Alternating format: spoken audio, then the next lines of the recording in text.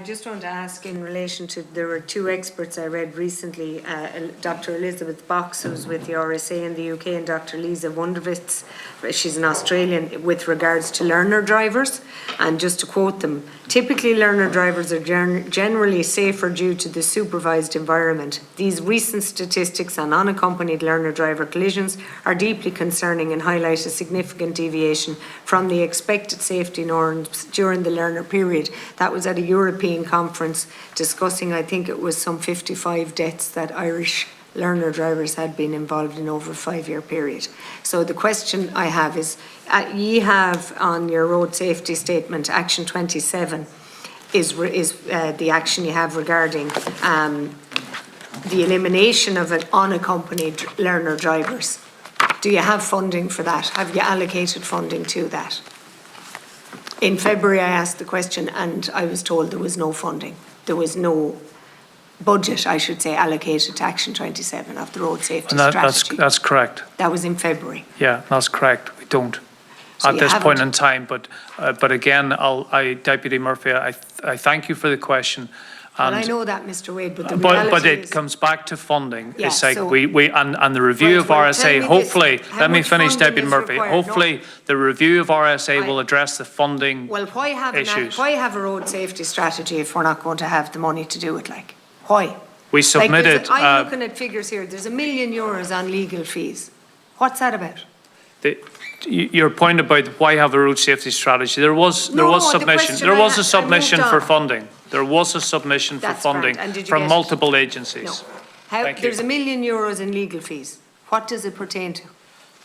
I'll ask my finance officer to answer that question. Just to clarify, what year are you? Well, it's the year I presented here, 22. So, Deputy, if I may, just while my colleagues have that, I'd maybe just like to maybe further expand on what Sam has said. No, you're running down the clock. No, I'm not. You can write to me, Mr. Walsh. You can write to me. I want to give you the top line. We are working with the Department of Transport to look at how our young people are educated to drive vehicles. This is a priority for me personally. I have 2 young kids who will enter this service soon. It is a priority for us that we ensure there's a correct curriculum of education. In addition to that, for everyone, Mr. Walsh. Pardon me? It's a priority for everyone. I mean, you have it at Action 27 of the road safety strategy. And what we are doing is we are looking at ways upon which we can pull levers. We're looking at our driving test, how we're educating.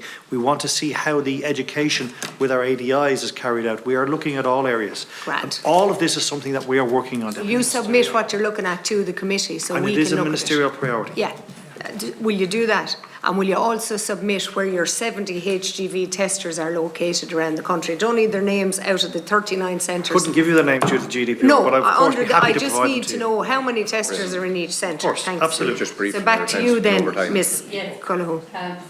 So within that, 957,000, 607,000 of it related to external legal advice that we had to receive during 2022. We have just one in-house solicitor within the RSA, and therefore we do rely heavily on external advice.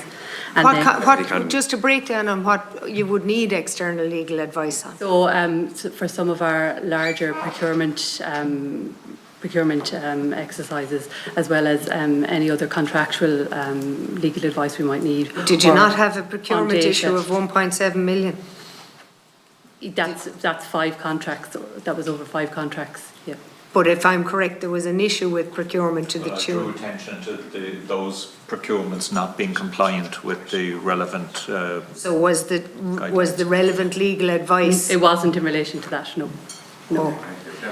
Sorry, Chair. Just Very briefly, no. Well, I just wanted to ask with regards to roadside inspections.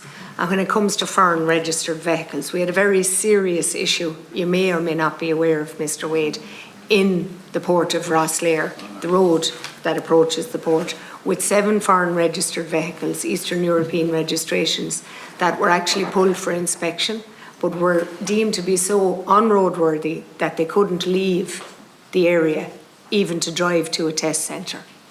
Now, when that happens in Europe, if it's my truck or somebody, an Irish haulier, they're put on a low loader and they pay the cost of getting it there.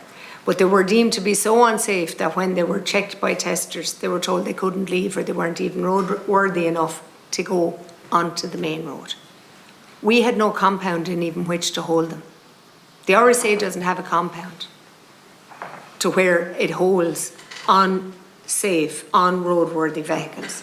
What percentage of roadside checks are carried out on foreign registered vehicles? You'll have to submit this in writing. I don't have it here in front of me. And what's the cost of a roadside check? Where do we bring our testers from? For instance, do they come from Donegal if they're doing an inspection in Rosslare? Or is it a strategic approach to keep costs down that we have vehicle testers in Rosslare who are from Wexford or whatever? So, the first point. All right, approximately last year we carried out 18,900 roadside inspections, of which 1,900 of them were directly related to foreign vehicles. In relation to detaining a vehicle, the RSA doesn't have the powers to detain. That is a matter for An Garda Síochána, who support us in those roadside checks.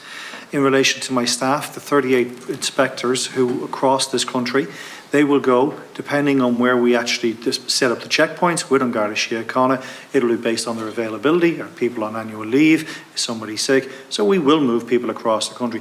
And we also feel that's very important, because the last thing we want to do is to have familiarisation with a particular area and particular operators, so we do mix it up. So do you have a cost, an average cost for what a roadside checkpoint we can of course we'll provide that to you. And what it yields in revenue from a fines perspective? Well, the fines are obviously a matter for the courts. That's not a matter for us. Yeah. Okay, so then just one last question. Mr. Wade, are you stationed, where is your address for work, should we say? Where are you? The head office of RSA is in Ballina, County Mayo. And that's where you're stationed? That's my head office, but we have we've offices all over the country. We're a national service provider, and I'm across the whole country. Yeah.